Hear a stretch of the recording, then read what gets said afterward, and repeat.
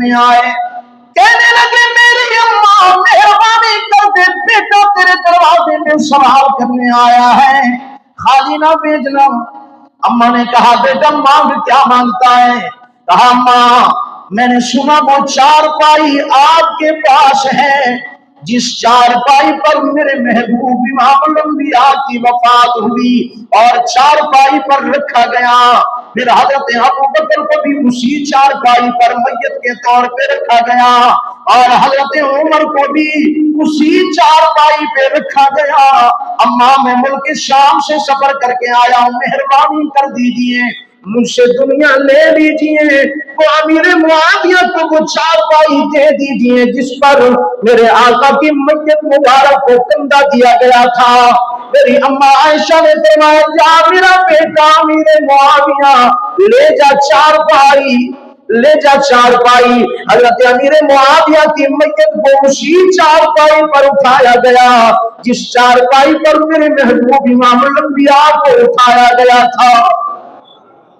और हजरत अमीर मुआविया ने कहा ओ मेरे वजीरों, मैंने फुड़ा संदूक के अंदर कुछ बाल रखे हुए हैं।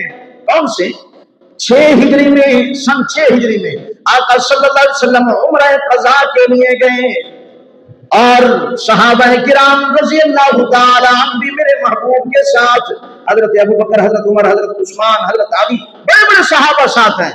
लेकिन बुखारी शरीफ के अंदर इमाम बुखारी ने लिखा कि मेरे महबूब के उम्रतुल क़ज़ा के मौके पर सन 6 हिजरी में मेरे महबूब ने जब उम्रा कर लिया और सही कर ली सफा मरवा की सही करने के बाद हाजियों से पूछो, बाल काटे जाते हैं ना, बाल काटे जाते हैं नहीं करते? हाजियों से पूछे माशाअल्लाह, अल्लाह हम सबको हज और उम्रे की शहादत में सिद्र आमीन कहे। या हल्क कराओ या बाल कटाओ, ये जरूरी है, हज और उम्रे के रुकन में से है। मेरे महबूब ने जब सफा मरवा की सही कर ली, आका तशरीफ लाए, सैयदना हजरत अमीर मुआविया मेरे नबी की खिदमत में आए, कहने लगे आका मुझे कलमा पढ़ा दीजिए ना। कलमा पढ़ा दिया मेरे आका ने।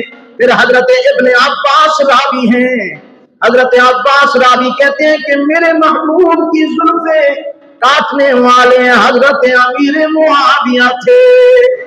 जब बाल मुबारक काटे फिर आका ने हाथों को आगे किया, फरमाया मेरे नाखून भी काट दो। तो हजरत अमीर मुआविया ने मेरे महबूब के नाखून काटे। अब सुनो, इन नाखूनों को, इन बालों को मेरे महबूब के इस जानिसार अमीर मुआविया ने संभाल के रखा। बड़ा जमाना